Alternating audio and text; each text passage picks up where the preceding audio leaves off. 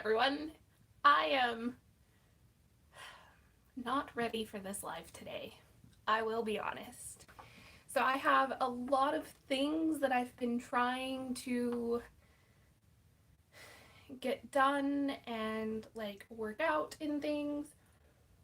But I've had little to no motivation to actually do it. So my studio's a mess. I am almost done with the bodice and not even close to done with the applique on the skirt like I wanted to be. My mind has already moved on to other projects, and so I thought that I would just, hang out and talk with you guys kind of while I cleaned my studio, and as I pick up things, I will show you what I've been working on. Like, I put the hat I made over the weekend on top of my lamp because I had nowhere else to put it. So let's get this place cleaned up. So hello to everyone who just joined. My life is a mess. And I have no shame in telling you that. Yeah, I can show you my messy studio if you all want. But actually, I might just do that because it's kind of encouraging to see people who you think have it all together, but then really don't. But then I never really, try to perpetuate the idea that I have everything all together, so I don't know, we'll see. But, a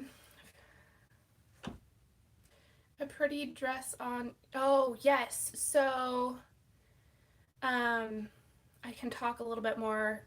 I've talked about my dolls in past lives if you want to go and check those out. Specifically, I think the one that I did on what's in my garb closet, if you go and look there, there's information there. There's information in other ones too. I forget what the titles of those are. But that's usually towards the end. So if you look at the last 10-20 minutes of a live, you'll see where I've put information in. Yeah, I have a goal for next year to make more historically accurate dresses for my dolls. It's part of a bigger project that I want to do where I want to do 1480 to 1600. There were about 7 major fashion changes in that time. I'm talking about specifically in Florence, Italy. There were about 7 different major fashion changes in that time, and I want to document them all in scale models, so that way I can use them as a teaching tool and show off and things. So there's that. I need to clean off my desk, and then I can clean off my table. So yeah, let's move over to my desk, guys. That will be and look so cool. Yeah, so I'm actually really excited about it.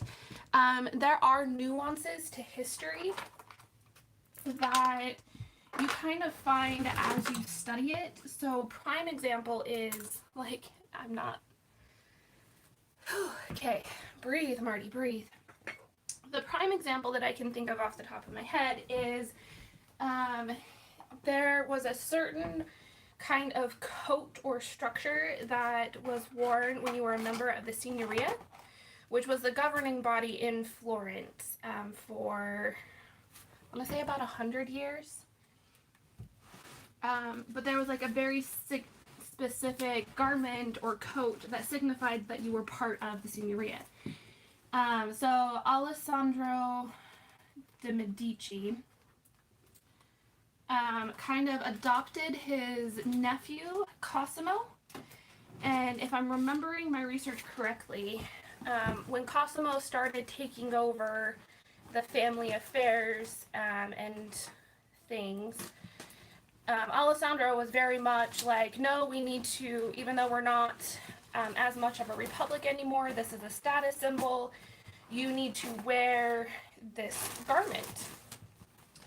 And Cosimo basically looked at his uncle and said, that's too outdated for me. I'm not going to do it. So over the reign of Cosimo, It turned from being a status symbol to something you only wear in the morning to something not worn at all. And like knowing these things and how they affected, like how the politics affected the fashion is just kind of interesting to me. And something that I want to study more about. So yeah, that's kind of what that project is, specifically those time periods, because that's when I should like duck down so you can see my face. Specifically those time periods because that's like the fashion arc that I'm interested in, and also like the historical arc that I'm interested in. I don't know why, but I find the Medici family utterly fascinating.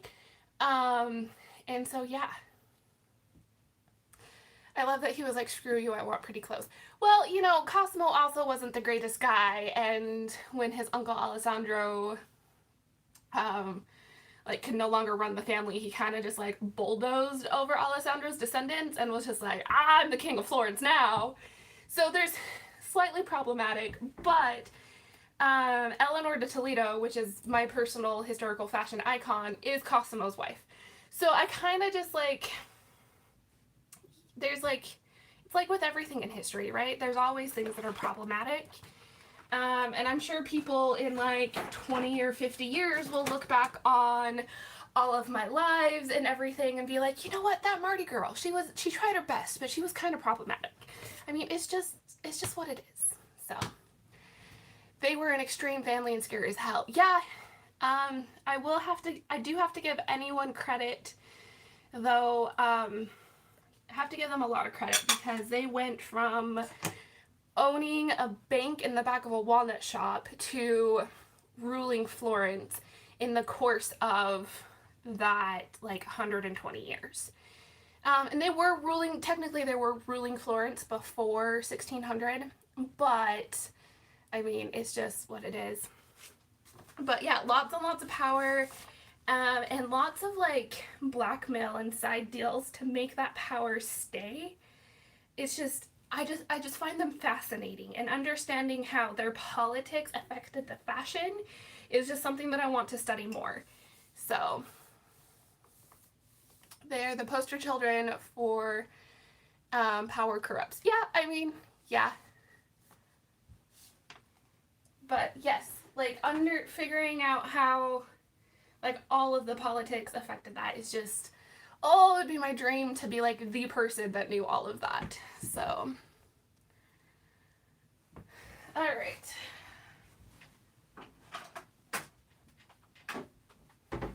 Put the computer back where it belongs. Pros and cons on working with a laptop. It can go anywhere, but it can also go anywhere. So let's put the ruler away. Alright. Oh, I didn't bring my knitting project in here to show you guys. Oh, okay. I'll have to show you guys my knitting project next week. It should be a lot further along next week, too. I know I said I'd show you this week, but that's kind of not a thing. Anyway, let me put all of my yarn away. And then, so much beauty came from them. Art, fashion, everything. Oh, don't even get me started. Okay. Let me put my yarn away and I will, like, rant. Currently my yarn is like everywhere under my desk, so to sit down and rant for you guys I need to have it be put away.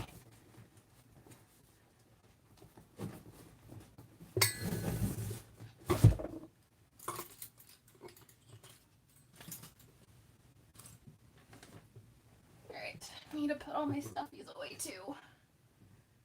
One day I'll have a good place to display things. Until then,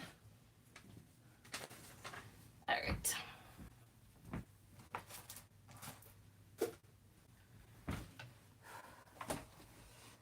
Okay, so my personal thing about the Medici family that I find utterly fascinating is that they did everything that they did through good marketing.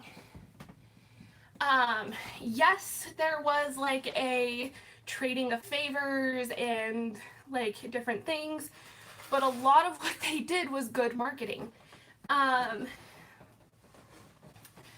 And like doing all of the art and everything. Oh, one sec, I need to breathe. Okay, so all of the art that they brought to Florence, all of the people that like they like all of the artisans that they fostered and everything literally was to no other purpose than to market Florence. And so it's interesting. So growing up, my mom was a marketing manager.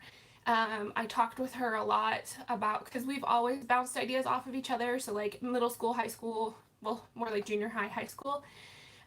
She would tell me about these like marketing plans for her company and like how a stuffed giraffe fit into the marketing plan. It was so random, but it always had a point. Um, and so like those conversations have always just kind of stuck with me. And I'm very aware of marketing and how it works. Less so now because I don't put as much thought into it. But like I was reading through things when I was doing a whole bunch of research last December, and it just occurred to me that like they got to where they got to not because they were like a royal blood or because of a conquering army or because of like all the traditional things. It was literally through good marketing, and people laughed at them. They said, "Oh, you want to finish this dome? Oh, you're gonna hire this crazy guy to finish this dome? Oh, you're gonna hire the same crazy guy that finished the dome to build a church?" Like it, or an orphanage, I don't remember which it was. Anyway, they set themselves up as good Christian people. I feel like if you have to call yourself a good Christian, you're not a good Christian. Could be my personal opinion. Anyway, they set themselves up to be these like renowned for, to have this reputation of like being good Christians and being faithful Christians, and then like promoting the arts and helping the artisans, which in turn, because of all the religious art that they were able to do, put Florence on the map for pilgrimages, which I think was the original intent behind that. I read a paper a while ago that referred to like the great age of Florence, and how like the marketing was to bring all of the upper class royal lineage families into the city, to bring wealth into the city, because of the way economy works, and then to use that to position the church, so that way Florence was on the pilgrimage, which only brought more money into the city. Anyway, huge marketing thing. They got to where they got to, from, you know, the back of a walnut shop to ruling Florence through good marketing. That is my rant. Oh, it's just, I want to be able to articulate this better and to like be able to give examples on like, this is when they implemented this strategy and this strategy. I think it would be like a really cool like presentation or class to give, that's just like how to market Florence or whatever. Anyway, it's something that I definitely want to research more. It's not something that I've been putting a lot of time into recently. So there's that. But yes, let's see. Things that I have been putting a lot of time and research into recently is the, I'm going to say it correctly this time, the Bunad. Oh, I really hope that's correct. Anyway, with the help of a wonderful viewer that I've connected with on Instagram, I have confirmed what my regional Bunad would be, and so I'm kind of excited to get started on that. I firmly believe that if I'm going to do this, I need to do it correctly, which means I need to source some wool. Not too keen on the idea of paying $20 a yard for wool, but we will see. I'm willing to do it. I would just rather not.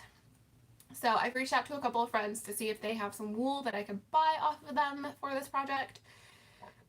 If not, I'll figure something else out.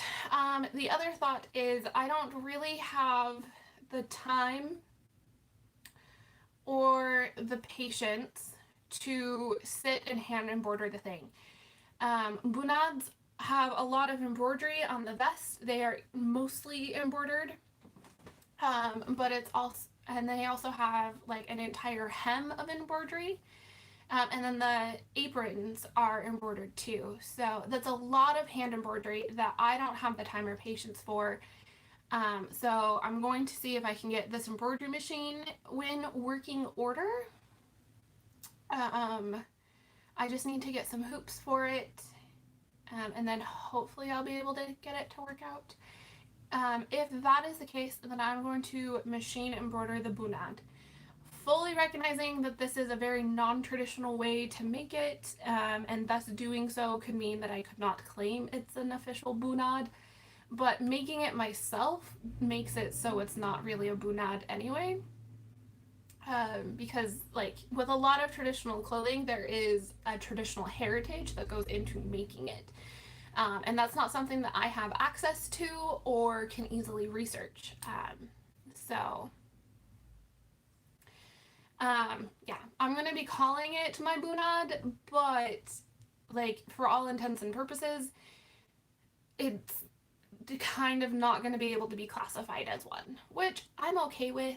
The whole point of this is to reclaim some of my history, and if I ever go to Norway someday, I will pick up some accessories for it. But other than that, it's really just me trying to reconnect with my heritage, which I think is totally fine and acceptable. So my mom is also making one, planning on making one. Knowing her, hers will be entirely hand embroidered. She's kind of an embroidery snob, and I love her for it, but she has a lot more patience with that than I do. But we have different skill sets. I can pattern things on my own, and she can like make needle lace. So we have different skill sets. They complement each other really nicely though. All right. I feel like I have rambled and rambled.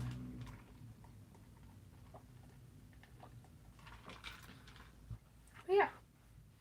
Anyway, hoping I can source fabric for the Bunad within the next couple of weeks, so that way I can get started on it as soon as I'm done with Elsa. And I need to do the sleeves for my Spanish gown before I start on the Bunad as well. So it's gonna be a little bit before I start on that. After I finish the Spanish gown and my Elsa ball gown, I'm probably gonna focus on more like smaller projects that can get done faster, which I will share with you guys. It just means that lives might get shorter because I'm not gonna have as much to share with you guys. But yeah, I'm just like prefacing what things will do, which just means that, you know, they'll be 20-30 minutes instead of an hour. It's no big deal. All right, I found the Elsa skirt. Actually, I knew where it was. I've been stepping on it all day, which means I'm stepping on pins, which is highly uncomfortable. Anyway, oh heavens, I started appliquing everything on. It actually looks really good. If my studio was a little bit cleaner, I would dress up Betsy for you guys, but it's not. Maybe if I start picking things up more, we'll see. We'll see by the end of this. But I'm super excited. I mean, look at this. Look at it. My ADD has been kicking in super bad. I think part of it is anxiety.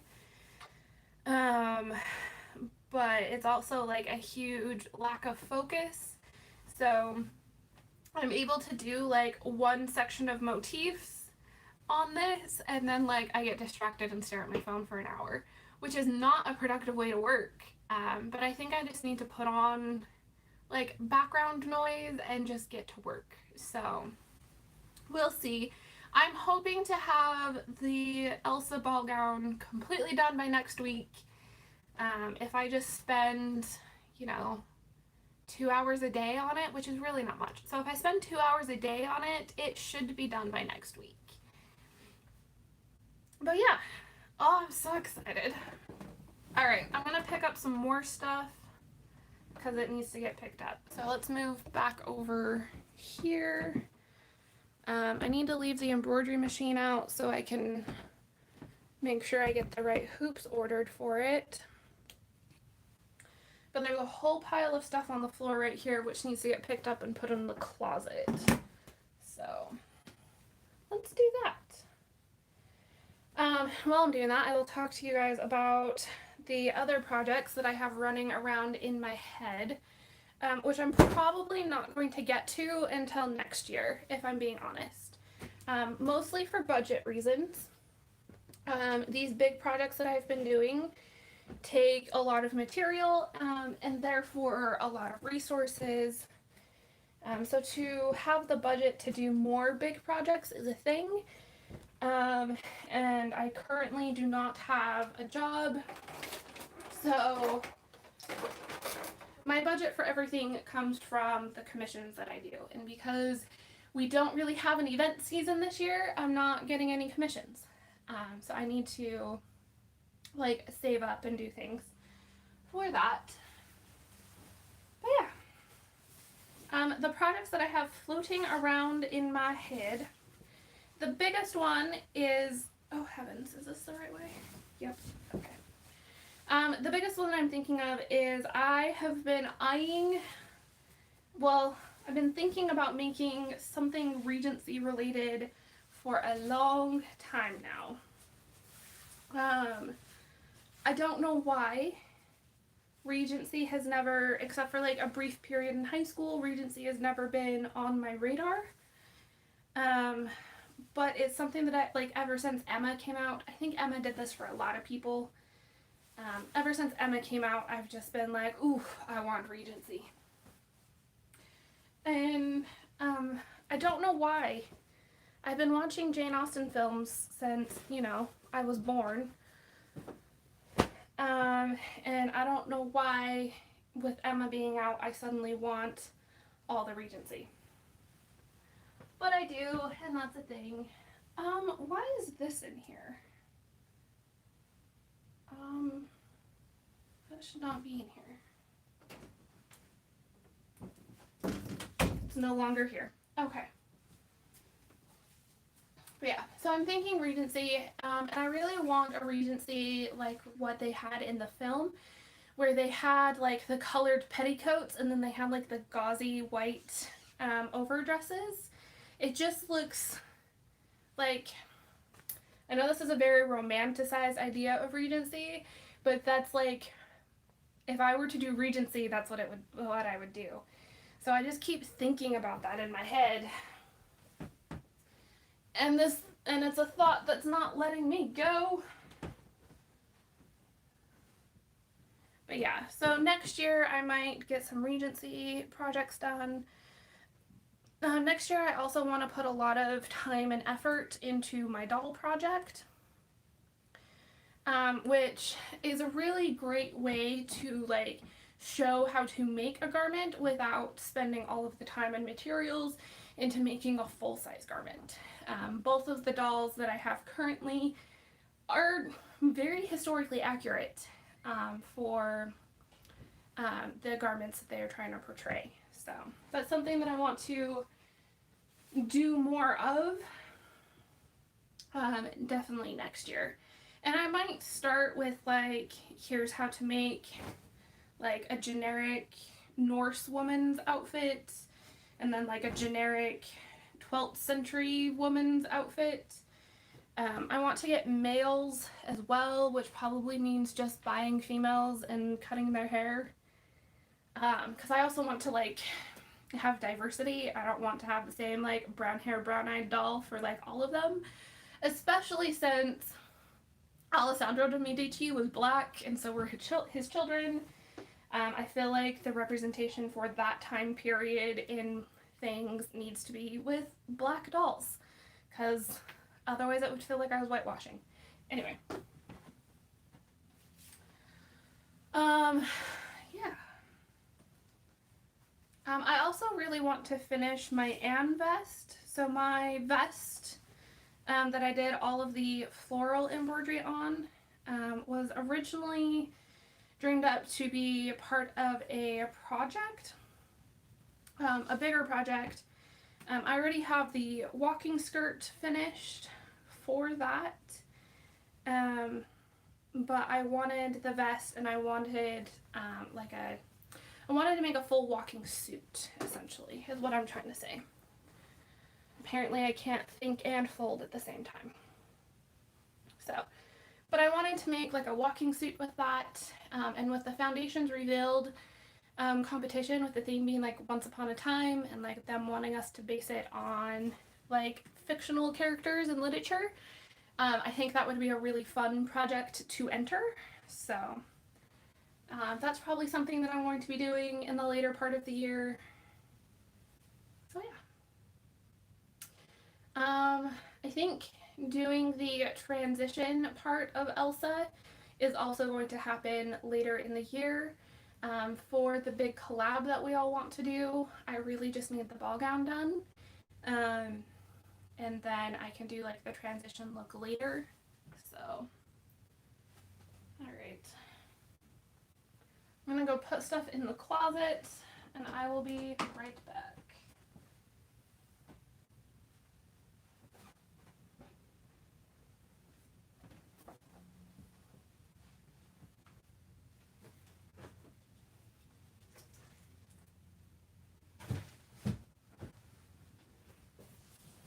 Oh, it already feels so much better in here, guys.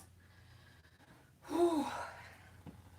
I'll need to spend some more time like actually cleaning instead of just like moving stuff around, but it feels a lot better in here.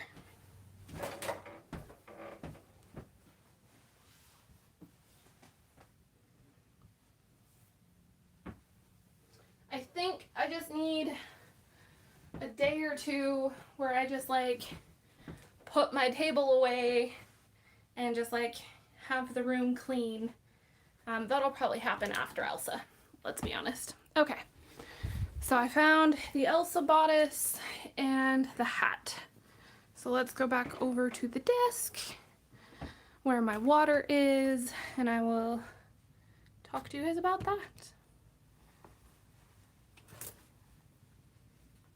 I'm also going to turn my fan on because moving around is really hot. There we go. This fan is really quiet, so sorry if you can hear it, but it's needed.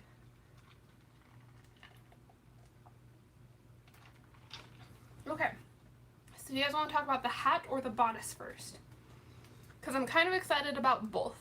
I know I've like talked with you guys about decorating my Edwardian hat before, so like hats are kind of a thing we've talked about, but yeah.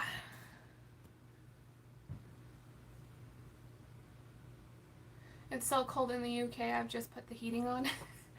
We have been having like a major, not really a major, I don't do well in the heat. My body doesn't regulate temperature very well. And in winter, I can turn on my little heater and put sweats on and curl up in like layers and stuff. But in the summer, I can only take off so many clothes and still be decent.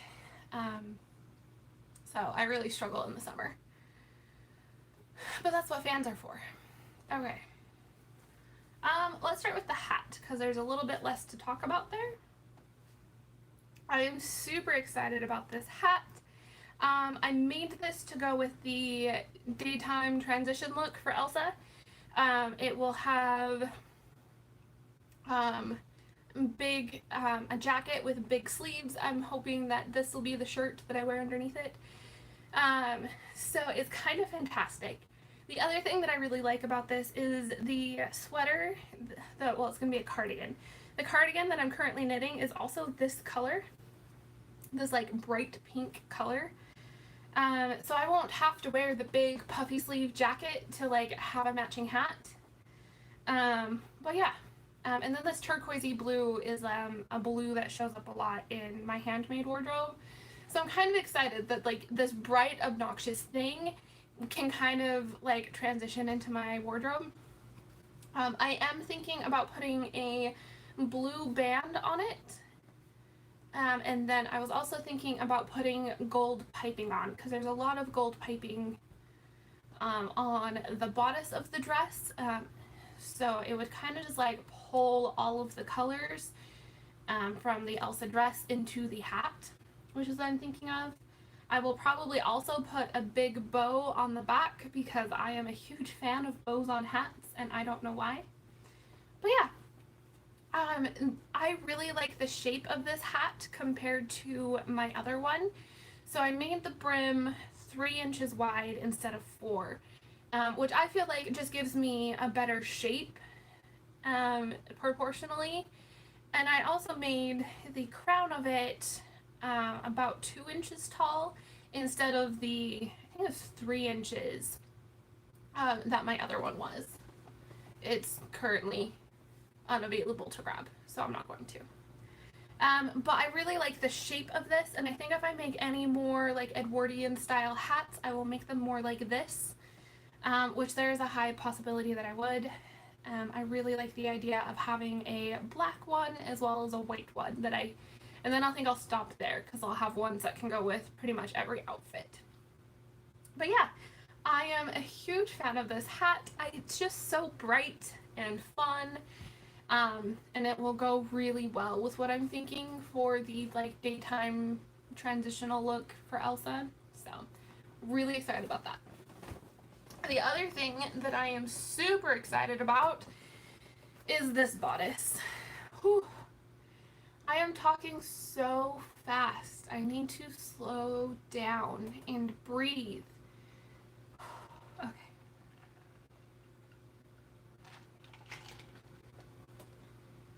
Okay, so this bodice is kind of fantastic.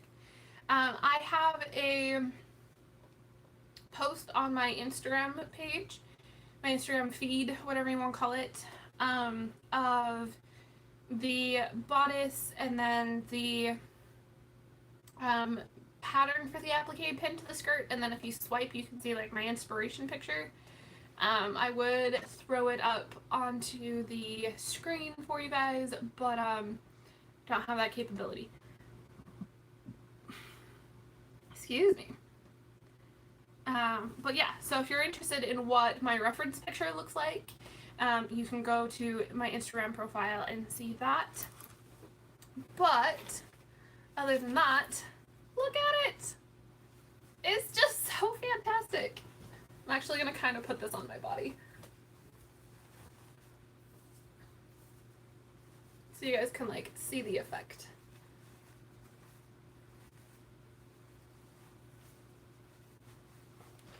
Ooh, let's not knock over my water. Okay. There we go. So it has like these wonderful leafy things. They kind of remind me of feathers, honestly. But I'm kind of in love. This will have a slight sweetheart neckline when it's like actually properly on, which I'm really excited about. Yeah. So yeah, it looks so good. Okay, let me take this off and like actually show you guys details. Cause I know that's why you're all here. You like my lives because I show details. So for the edges of the leaves, I actually burned them. Which was a suggestion from my friend Casey because I was worried about like how to finish them. This is like a completely synthetic material, so I just like lit a candle and spent an hour outside because I don't trust myself around flames indoors. But it was a lot of fun. And the burning technique is what gives them their texture and their shape. So it was kind of fantastic. And then I attached it all with a prick stitch. If it'll focus for you guys. Yeah, so you can see the itty bitty prick stitch along the entire top of that. I also have piping running along the top. I figured that would give it a nice clean edge, and it's really just kind of fantastic. Like I always forget how much I love piping until I do it. And then I remember and I want to pipe everything. But then, you know, it's time consuming, so I don't, and then I forget how much I love piping. I also piped the bottom, which I'm really happy with. It'll give a break between the bodice and the skirt, but it's not going to be like a super noticeable break. So in the reference picture, they actually had a band along the bottom, similar to what I've put along the top. And that just made, it didn't feel right to me, but I still wanted to have that break there. So the piping just like gave it the cleanest finish. I mean, look at that. Oh, I'm just in love. Let's see.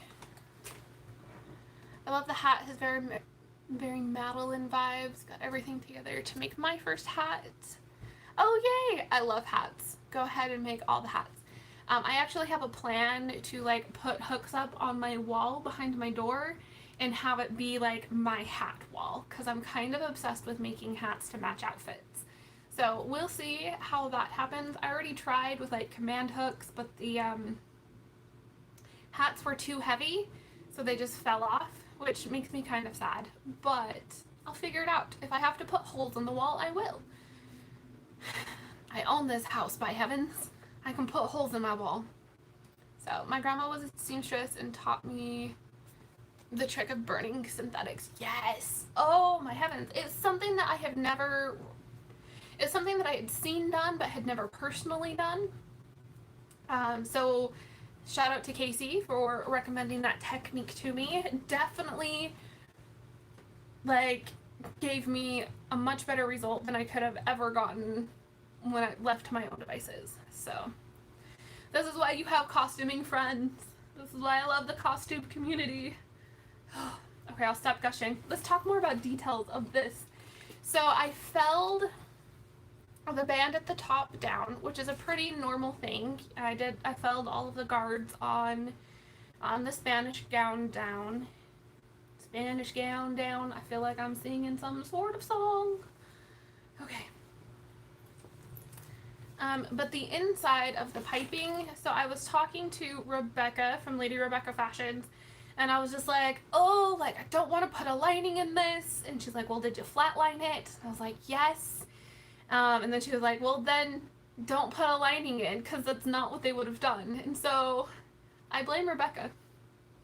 See, this Elsa gown was not just me and my brainchild. This is why you have a community of friends, guys. And this community is pretty great. Anyway, so I flatlined it with like a lightweight canvas. It's the same canvas that I used to stiffen all of like my corsets and things. It's true though. I know it's true. It's just that voice, my manager's voice in my head that just says, this is not good enough. You are not good enough. You're a bad tailor. Anyway, for the most part that voice is gone, but every once in a while it sneaks back. Not putting a lining in a bodice definitely brought that voice back. But what I did instead was kind of great. You can see that I did a catch stitch or a herringbone stitch. Tell that voice to go away. I try. I'm getting better at it.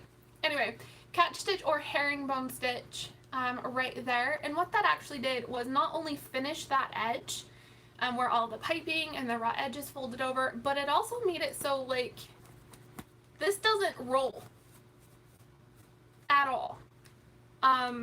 If I would have just put a lining in, that would have rolled a lot. So I'm kind of like obsessed with that technique. I'm probably going to use that technique more, especially as I do things outside of my typical 1500s wheelhouse. So yeah, I'm just so excited about this technique. So I did it on the top and on the bottom, and it's so nice. It gave it such a nice finish.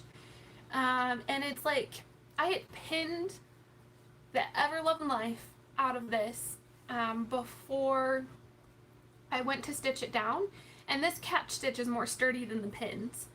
Like it's just amazing what like correct techniques will do. So it makes me want to go through and like catch stitch all these darts down, but I don't know if I got the patience for that. So we'll see. Those edges do need to be finished, so I really should. But I'm more excited about like actually finishing this than anything else.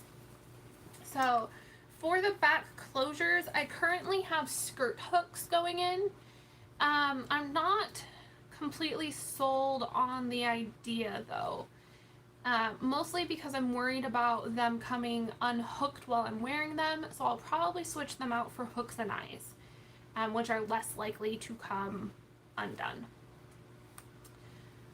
So, the other thing that I keep going back and forth on, and I really shouldn't because I really should just do it, is the reference picture has embroidery on the not embroidery, has like a motif on the bodice.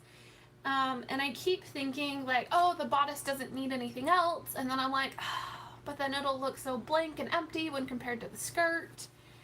So I'm probably going to put some more applique on the bodice, but I'm going to wait until I get the skirt done, and then like put it all together on my dress form and really evaluate how I feel about it before doing that. So yeah, I feel like I have like done nothing but talk super fast for the past like 40 minutes. So definitely, okay, you guys are voting for the applique.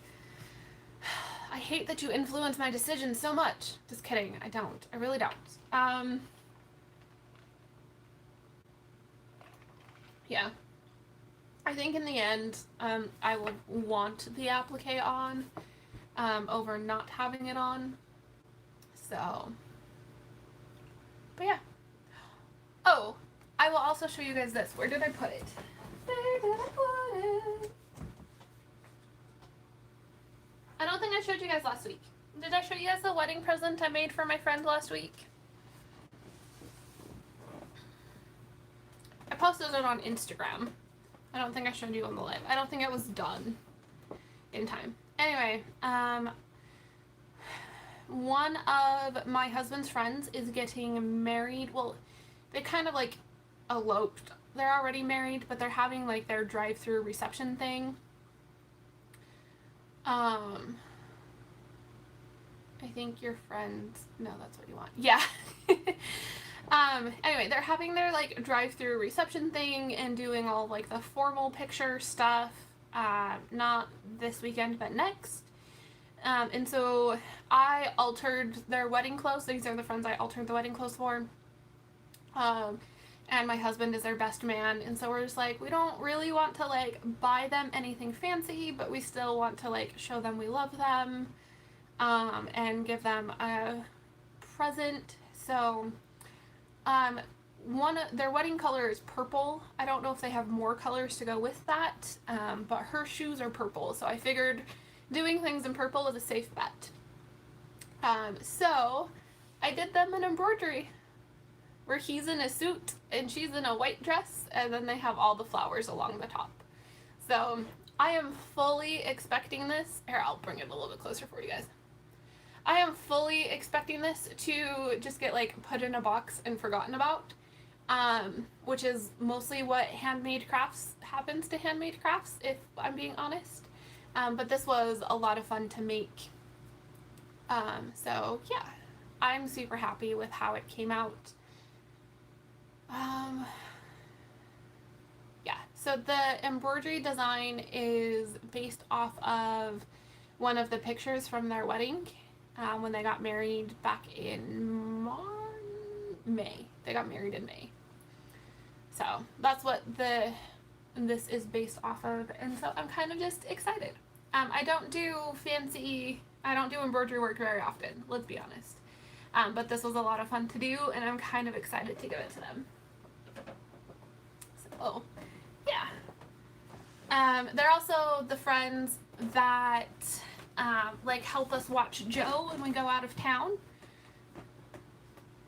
And like we've just been really close with them for a while. So I'm just excited to give it to them. I do have pictures, so that way when it disappears from my life, I will still know that I made it and have proof that I made it.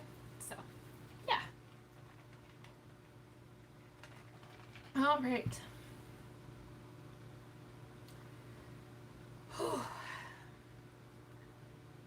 I've run out of things to talk about. I feel like it was like, go, go, go, go, go, tell all the things. And now I'm like, I'm done. But yeah. Yeah, I think that's all of my plans and thoughts that I have been having. So, whoosh, yeah, whoosh. It was kind of just all thrown at you. Yeah, I am starting to worry about getting everything done for COVID.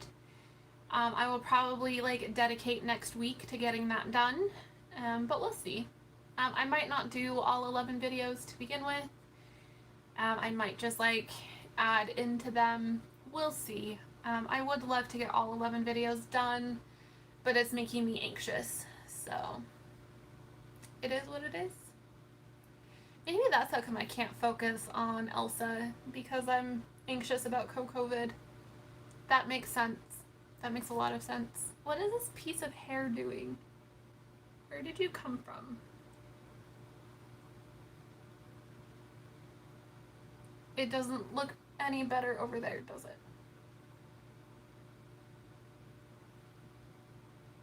It's like a piece of my bangs.